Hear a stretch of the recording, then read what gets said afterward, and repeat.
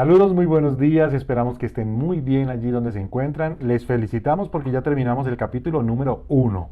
Muy bien, estás totalmente capacitado, preparado y entendimos una cantidad de revelación, de misterios y de cosas que en el Nuevo Testamento no cambian, están ahí todas, pero aquí Pablo en el libro hacia los Efesios, pues en realidad nos dejó muy encantados con este primer capítulo.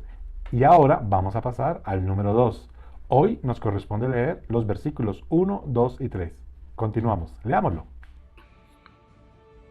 Y el que dio vida a vosotros cuando estabais muertos en vuestros delitos y pecados, en los cuales anduviste en otro tiempo, siguiendo la corriente de este mundo, conforme al príncipe de la potestad del aire, el espíritu que ahora opera en los hijos de desobediencia, entre los cuales también todos nosotros vivimos en otro tiempo, en los deseos de nuestra carne, haciendo la voluntad de la carne y de los pensamientos, y éramos por naturaleza hijos de ira, lo mismo que los demás.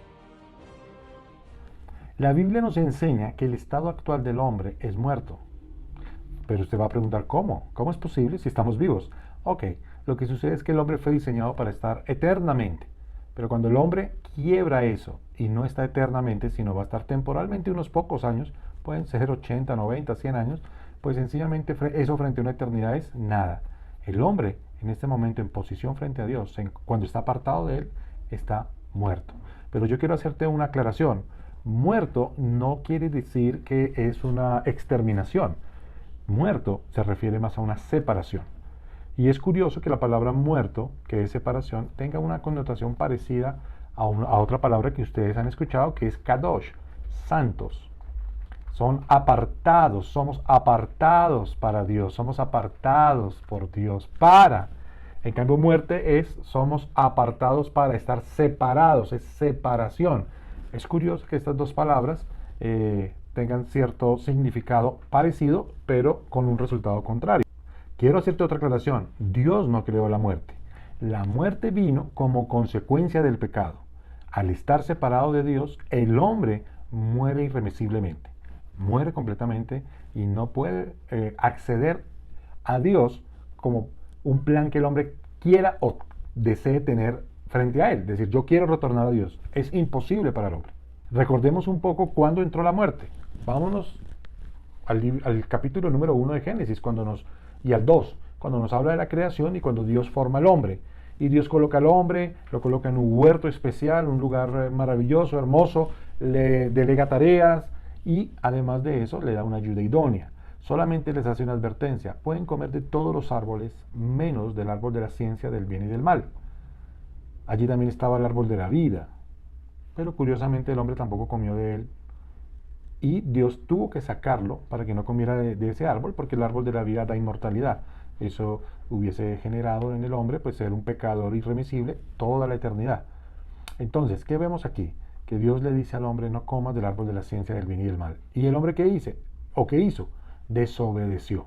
Al desobedecer, desobedece porque quería anhelar y deseaba tener una independencia, poder lograr y ser igual a Dios, poder determinar ciertas cosas, con la diferencia de que no tenía la madurez, no tenía la santidad, no tenía la fuerza, y no se dio cuenta el hombre que en ese momento él contenía la presencia de Dios y necesitaba de Dios necesariamente para poder cumplir su propósito.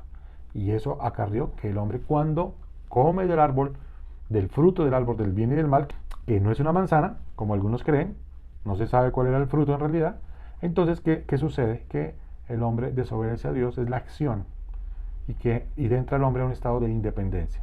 Debido a eso, podemos hablar de que suceden tres muertes en el hombre.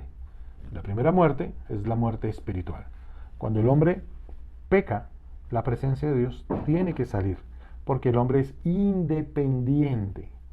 Y al ser independiente, pues ya no podía comulgar ni estar con Dios, porque ya era un ser completamente ajeno que podía comenzar a determinar su destino en cierto grado. Entonces muere espiritualmente de manera inmediata, pierde la capacidad de conocer la voluntad de Dios de una forma directa, de sentirlo y de actuar como debía comportarse y actuar en un estado natural con la presencia de Dios en su vida de manera completa y pudiéndolo expresar en una plenitud inmensa. Entonces definitivamente el hombre muere espiritualmente al punto de que hoy en día sin Dios y sin Cristo es muy difícil que alguien escuche la voz de Dios. Es imposible casi. Aún llegan muchas personas a la iglesia y con el tiempo comienzan a aprender a escuchar la voz de Dios. Pero algo que sí todos podemos determinar y decir en este momento es que escuchar la voz de Dios no es fácil. Entonces, ¿qué sucede? Se perdió esa capacidad y esa potencia que podíamos tener para saber qué era lo que el Señor quería en cada acción determinada por Él para nosotros. La segunda muerte es la muerte física. Entonces, así como el cuerpo no puede vivir con la mente, tampoco el cuerpo puede vivir eternamente sin el espíritu. Entonces, al morir espiritualmente, el cuerpo se comienza a degradar. Y entonces es lo que nosotros llamamos envejecimiento. ¿Sí? Uno de los significados de la palabra Adán es hombre de 20 años. Parece que ese era el estado natural de Adán. Y todos sabemos que cuando teníamos 20 años estábamos en la flor de la vida. Parece que ese era un estado constante, o es el estado constante que Dios quiere para el hombre. Pero el hombre pierde eso, comienza a envejecer y físicamente muere. La muerte no es algo natural en el hombre. Hoy en día para nosotros en el estudio de ciencias y de biología vemos que todo nace, crece, se reproduce y muere. Para el hombre no es natural la muerte. No es natural la muerte y lo vemos de muchas maneras. El desprendimiento trae sufrimiento, trae tristeza, nostalgia, depresiones. La muerte es muy triste. Recuerda a algún ser amado que haya fallecido y te vas a dar cuenta de ese dolor tan profundo que produce. Entonces la muerte física es una consecuencia de esa separación que hubo allí en el huerto del Edén. Y el otro significado de muerte, ¿sí?, es la muerte eterna, que la Biblia nos habla en Apocalipsis 2:11 de la segunda muerte. Y esa segunda muerte es la irreparable. De esa es la muerte que el Señor Jesús nos vino a librar. Ya la primera muerte, que es la muerte física, para que nosotros podamos tener unos cuerpos incorruptibles, tenemos que pasar porque está establecido para el hombre que muere una sola vez y después el juicio. Leamos Apocalipsis 2:11. El que tiene oído, oiga lo que el Espíritu dice a las iglesias. El que venciere, no sufrirá daño de la segunda muerte. El hombre está sometido, además de estas consecuencias que acabamos de ver, a tres fuerzas que hacen que se mantenga en el pecado. Uno es el mundo.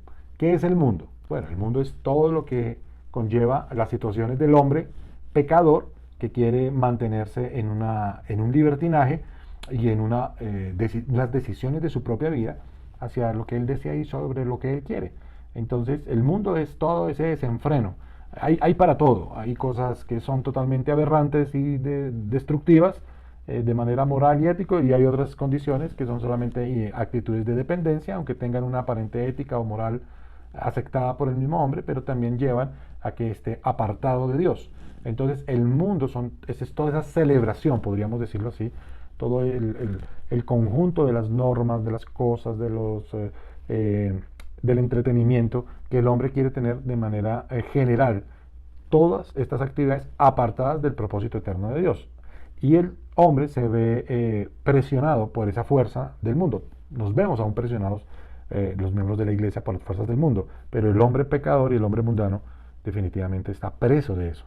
Esa es su naturaleza en este momento, vivir en torno a eso, a la tendencia, a la moda del mundo, del siglo, a la tendencia y moda de este siglo.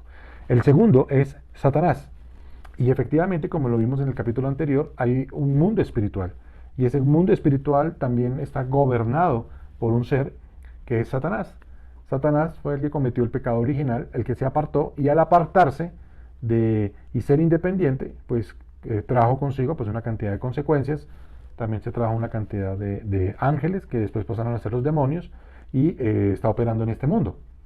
Entonces vemos que él tiene una gran influencia sobre todos estos aspectos que acabamos de ver del mundo. Él es el príncipe del mundo. Él coloca toda su maquinaria en funcionamiento de un solo objetivo: destruir al ser que Dios creó, que podía contener la presencia de Dios, hechura a imagen y semejanza de Dios. Entonces, no sé si es que en su descomposición de pecado, es un ser que odia al hombre, porque el hombre está diseñado para contener la presencia de Dios mismo. Y no veo en la Biblia otros seres que tengan esa capacidad que Dios nos ha dado a nosotros. Entonces pareciera que tuviera esa rabia. Y lo segundo es que el hombre tiene esa segunda oportunidad, porque Dios amó tanto al hombre para que le des una oportunidad y vino y murió por él y le está dando la oportunidad de regresar nuevamente al propósito eterno de Dios. Él no la tiene, entonces él está influenciando y está operando allí. Pero es una realidad. No es una realidad para que tú tengas miedo, ni temores, ni pienses que Él es más poderoso que Dios. Él es poderoso sobre aquellas personas que están sin Dios. Él es poderoso para poder hacer todas las cosas maquiavélicas y de destrucción hacia el hombre. Él es poderoso sobre ellos. Sobre los hijos de Dios y sobre la iglesia, no, porque la iglesia tiene la plenitud de Cristo en nosotros. ¿Y qué puede hacer? Lo único que Él puede hacer frente a la iglesia verdadera del Señor, es huir. Y el tercero y último, la última fuerza que el hombre está sometido a ella es la carne, ¿sí? Entonces, que sería la ley del reino de las tinieblas, que es la voluntad propia, no es otra cosa. La carne, los pensamientos, que éramos por naturaleza hijos de la ira. Entonces, la carne viene siendo todas esas situaciones que nosotros queremos que se mantengan, que nosotros queremos vivir, que el ser humano desea complacer por voluntad propia, sabiendo que va en contra de lo que Dios quiere. Bueno, entonces, ¿yo qué quiero decirte con todo esto? Que el hombre está influenciado por estas tres fuerzas, pero siempre tiene una decisión para retornar al propósito de Dios.